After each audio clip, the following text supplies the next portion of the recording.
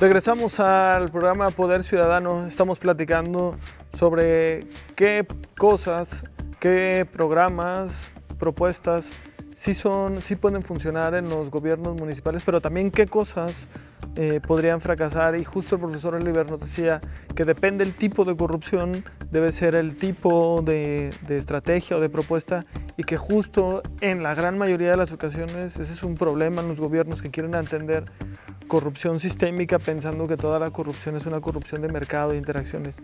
Doctora, profesora Elizabeth, ¿qué cosas sí funcionan, qué cosas no funcionan? No sé si nos puedes platicar algún ejemplo o platicar al respecto. Sí, retomando un poco algo de lo que estaba diciendo el profesor,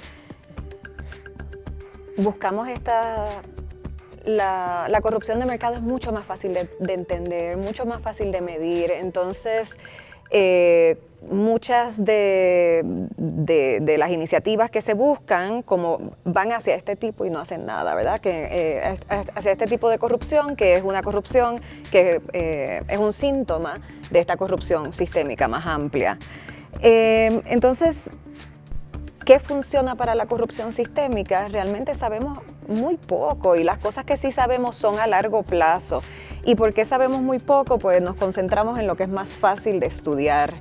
Y es bien importante, además de cambiar a una manera de ver la corrupción como corrupción sistémica, fuerte, instituciones informales, ver también que hay diferentes tipos de corrupción sistémica. Algunos escritores han dicho que es casi imposible minimizar este tipo de corrupción o terminarla. Que hay un escritor inclusive que dice se necesita como una explosión, o sea, una explosión no literal, pero una explosión a ese sistema para que pueda funcionar. Nosotros pensamos que no es así, que hay diferentes tipos de corrupción sistémica y que tenemos que buscar entenderla, pues como se sostiene en un lugar, no se sostiene en otro. Entender la lógica, entender a qué responde, porque responde a una necesidad que no está cubierta por las instituciones formales. Como estaba diciendo al principio, es funcional, pero ¿para qué está funcionando? Y yo creo que eso nos da pistas sobre dónde podemos empezar en un sistema particular a tratar de mover la balanza un poco. Pues a veces tenemos expectativas casi irracionales en el tema de la corrupción, o sea, va a tomar mucho tiempo, son medidas, tenemos que pensar a largo plazo. Entonces, ¿verdad? Pensando en ejemplos de algo que puede ser exitoso, pero que fracasa mucho, que ha fracasado mucho. El tema de recursos humanos, seguimos hablando de, ¿verdad? De establecer un servicio civil profesional como una respuesta. Y sí, eso puede ayudar, ¿verdad? Se ha encontrado que cuando uno recluta basado en el mérito, usualmente tenemos mejores resultados en nuestra administración de programas públicos, pero en un contexto de corrupción sistémica, implementar una lógica totalmente diferente ¿en qué va a resultar? Puede resultar en una simulación total, donde puedes tener todas las estructuras, hacer las convocatorias, hacer las entrevistas, cumples con todo lo formal, pero seleccionas basado en el criterio informal. Es el primo de X o es de mi partido. Entonces hay una manera como quiera. El sistema, los sistemas profesionalizados de recursos humanos establecidos en ley, vigilados, como quiera, son muy susceptibles a ser manipulados, como los otros contrapesos que estábamos mencionando. Y además, ¿verdad?, que el tema de los recursos humanos es un tema de quién está entrando al gobierno, quién está entrando a administrar, quién está entrando a interactuar con los ciudadanos y a replicar estas lógicas. Entonces, cambiar a una lógica del mérito no es fácil, eso va a ser, ¿verdad? Pues son lógicas y prácticas súper arraigadas, y lo primero es entender, antes de tratar de implementar un programa tan ambicioso como es reformar los recursos humanos, hay que entender, hay que ir poco a poco, hay que negociar con esa otra lógica que impera en el ambiente, hay que entenderla, movernos de recluto basado en algo que no es el mérito, ¿verdad?, a contratar basado en el mérito y también en esta otra cosa que sigue siendo muy importante en ese determinado contexto, ir poco a poco hasta que una lógica sea la que domine a la otra, porque no vamos a erradicar unas prácticas, unas lógicas, unas maneras de gobernar de un día a otro o implementando aún las mejores herramientas que sean que recomienda la literatura. Y ese es el reto de la corrupción sistémica. Gracias. Profesor Oliver, no sé si tú tengas algún otro ejemplo, alguna otra reacción sobre esta conexión también entre lo que dice la literatura, lo que dice la ciencia, sobre qué sí funciona o qué cosas aspiran o han fracasado en otros modelos, enfocado en esto de la corrupción sistémica. Y tal vez, no sé si quieras redondear un poco. Yo creo que en el marco que habíamos presentado anteriormente hablábamos de 4 dimensiones, ¿no? 4 cosas que utilizamos para detectar corrupción sistémica, ¿no? Y una es que existan redes, que estas redes logren reclutar, que estas redes trabajen bajo el velo de la opacidad y finalmente que esas redes sean impunes, ¿no? Esas 4 son las 4 condiciones para que funcione la corrupción sistémica. Y nos parece que para poder atender la corrupción sistémica, una de esas 4 dimensiones podría romperse con más facilidad que las demás. Si nosotros comenzamos a romper redes sin modificar lo demás, esas redes se vuelven a reconfigurar. Como no hay confianza Estado, hay confianza particular, se pierden unas personas, se ganan otras y se vuelven a generar esos vínculos. No hay cambio. Si nosotros modificamos la manera en la que reclutan esas redes, también esas redes se vuelven a buscar otros mecanismos diferentes.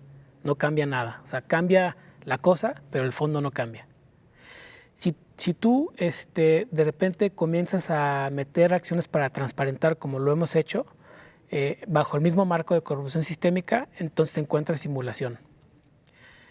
Y el último punto, que es el de los balances y contrapesos debilitados, creo que es el que deberíamos de comenzar a atender primero, porque es el que le permite a esa red y a ese grupo operar con impunidad. Entonces, lo primero sí es importante meternos con el tema de la impunidad. No podemos mantener la impunidad persistente como está actualmente, porque eso lo único que dice es una clara señal de que lo que hagan lo pueden seguir haciendo. No les va a pasar nada. Se van a molestar un poco algunas personas, quizá les van a embarrar un poco su reputación, pero ustedes lo van a poder seguir haciendo, ¿no? Entonces, el tema de los balances y contrapesos es de suma importancia, y en el caso de los gobiernos municipales es uno de los temas que quizá hace falta mayor reforma. Te voy a poner por lo menos 2 tipos de balances y contrapesos que actualmente existen, que están muy debilitados. Uno que está a nivel político, que es la figura del regidor o regidora dentro del ayuntamiento, y otro que es a nivel burocrático administrativo, que es el tema de las contralorías. Estos balances y contrapesos, me voy con el de las contralorías, está muy debilitado por lo general en los gobiernos municipales, porque quien es designado como contralor lo hace el presidente o la presidenta municipal. Por lo tanto, la fidelidad que tenga esta persona contratada la tendrá con la persona del partido y no con las reglas o el interés público. Entonces, necesitamos modificar de entrada, solamente como un ejemplo, la manera en la que nuestras y nuestros contralores llegan a tomar posición de ese lugar. Tienen que modificar su dirección de rendición de cuentas hacia un lugar diferente y tienen que tener funciones y atribuciones y protección suficiente para poder atender temas de corrupción y disminuir la impunidad. Por lo menos mandar la señal de, ¿saben qué? No todo lo que hagan ahorita va a seguir siendo posible. Actualmente esta figura funciona como contralor switch, ¿no? Se prende cuando queremos perseguir una red que no es de las nuestras y se apaga cuando está atendiendo o vemos que está atacando una red nuestra. Eso no puede ser así, ¿no? Sí, entonces, primer punto, un balance y contrapeso clave es esta figura. Hay que entender cómo funciona, a quién rinde cuentas y qué atribuciones tiene, con seriedad, ¿no? Sí. La segunda es la de los regidores, es el balance y contrapeso político. Estoy hablando ahorita interno. La figura del regidor es una de las figuras menos conocidas. La gente no sabe quiénes son sus regidoras. La gente no sabe cómo llegan ahí. los regidores no parece que no se les aplican las reglas de transparencia y rendición de cuentas como a cualquier otro funcionario, porque además pasan como en segundo término. Y sin embargo, la figura del regidor funciona como uno de los principales balances al poder del presidente municipal. Es un balance político. Es la única figura que le puede decir al presidente o presidenta municipal, oiga, cuáles son las decisiones que está tomando, por qué las está tomando, cuál es la cuenta pública, cuál es el presupuesto público. Es la única figura internamente que puede hacer esto. Sin embargo, actualmente la figura de la regidora o regidor tampoco rinde cuentas directamente a la ciudadanía, rinde cuentas a otro tipo de intereses. Pueden ser partidos políticos, grupos de élite local o incluso también algunos a la misma o mismo presidente municipal. Entonces esta figura está completamente debilitada en términos políticos. Otras dos cosas que no son internas y que son externas y que ayudan mucho como balance y contrapeso para el tema de la corrupción sistémica. Y una tiene que ver con la prensa y la otra tiene que ver con la ciudadanía. Y en temas de la ciudadanía hablamos de una ciudadanía que poco a poco, que yo creo que en esto sí ha habido un cambio importante, es decir, el hecho de decir a la ciudadanía la corrupción no es buena, no podemos hacer esto, en fin, va generando poco a poco una cultura, todavía es muy incipiente, pero esta es una cultura que tenemos que comenzar a provocar, no solamente desde el aparato del Estado, sino también desde el aparato del sector privado, ¿no?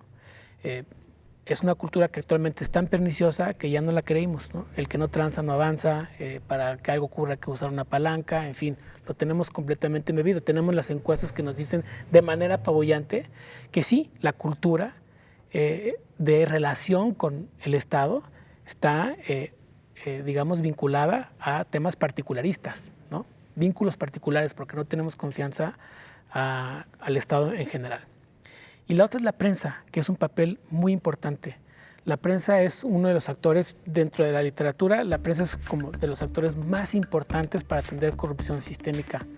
Es una posición, por un lado, importante en el sentido de que tiene que ser autónoma, tiene sus propios códigos de ética, pero también una prensa es un contrapeso debilitado cuando la prensa se subsume a los intereses del poder, ¿no? Sobre todo a los intereses del poder en contra de, por ejemplo, el interés público.